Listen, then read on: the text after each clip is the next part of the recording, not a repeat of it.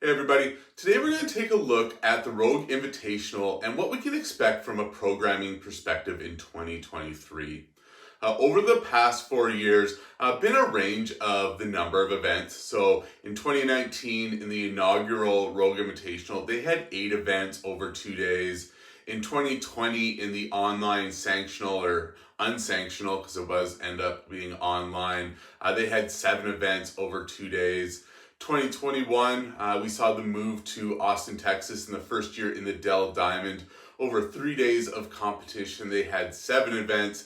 And in 2022, they had 10 events over 3 days. So I think as they expand into Dell Diamond and have a better understanding of what they can do, we'll probably see 8 to 10 events this year at the 2023 Rogue Invitational. From an event programming standpoint, we talk about it being heavy and the emphasis on the strength standpoint. And every year there's been at least one single focus strength event at the Rogue Invitational. So at the inaugural event, they had a clean ladder in the final event.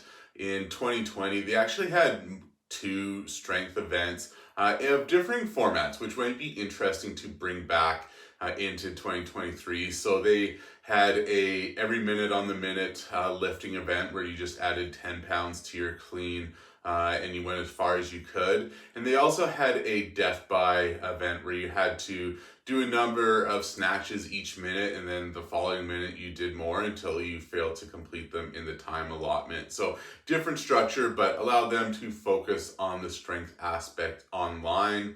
In 2021, we had the Bella Complex under the lights on the Friday night.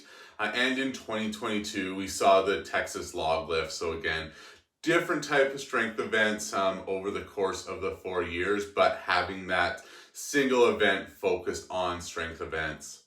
From a programming perspective, Rogue does seem to have a large emphasis on couplets. So in the inaugural year, 5 out of the 8 events were of the couplet format. In 2020 and 2021, we both saw 2 out of 7 events being couplets. And in 2022, 4 out of 10 events were in a couplet format. So we got our strength events, but a lot of them fall into the couplet event. And each year there only has been a single chipper event at the Rogue Invitational.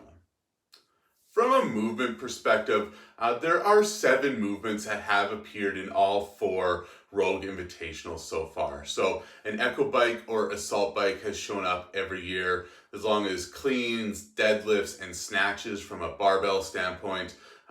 Every Rogue Invitational has had an odd object carry of some sorts, at least one. Some have had multiple. All of them have had a ski erg, and all of them have had handstand push-ups in some form. 2 years there was a parallel handstand push-up with a deficit, while another 2 years just had standard handstand push-ups. At 3 years of competition at Rogue, we've seen burpee pull-ups 3 times, which is interesting since it's not a common movement in itself. GHD push-ups have shown up 3 times.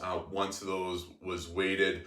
We got ring muscle ups, rowing, running, and thrusters. All of them have also showed up 3 times, which is interesting when you look at it as some of the very common movements that we see just as staples of the CrossFit Games and the CrossFit Open, like double unders, which have only appeared twice at the Rogue Invitational.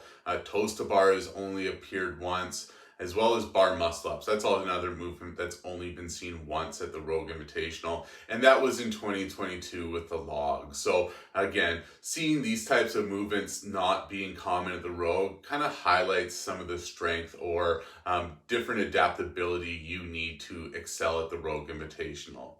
And interesting, 2 of the movements that have never appeared at the Rogue Invitational are chest to bars as well as handstand walks. So for the gymnastic specialist, they might be a little bit behind the 8 ball just because of those movements haven't been programmed at all. Maybe 2023 is that year, but again, over 4 years for such standard event or movements, you would expect to see them. And one last thing that stands out with the Rogue programming is they like to make you suffer with the Echo Bike. So it has appeared all 4 years, and each of them, it really ends up being quite a suffering event. So it started out in 2019 with Cyclone.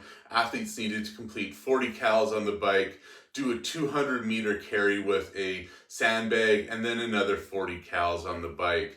In 2020, there was a 240 heavy double under buy-in, and then 2 rounds of 60 toes to bar, 30 cals for the men, 24 cals for the women on the bike. So again, you got your heart rate jacked with the double unders, and then doing a whole bunch of toes to bar and echo bike in there as well. In 2021, we saw the Echo Thruster bike, which had 20 thrusters, 30 cals, and then another 20 thrusters to wrap it up. And then in 2022, we saw DT with a spin, where after every round of DT, athletes needed to do 15 cals on the Echo bike there. So Echo bike, chances are it'll be there, and chances are it's something that will really make the athletes suffer to get through. So Rogue's coming in a couple weeks. Should be really interesting to see what's there. Thanks for watching. Hit like, hit subscribe. Have a great day.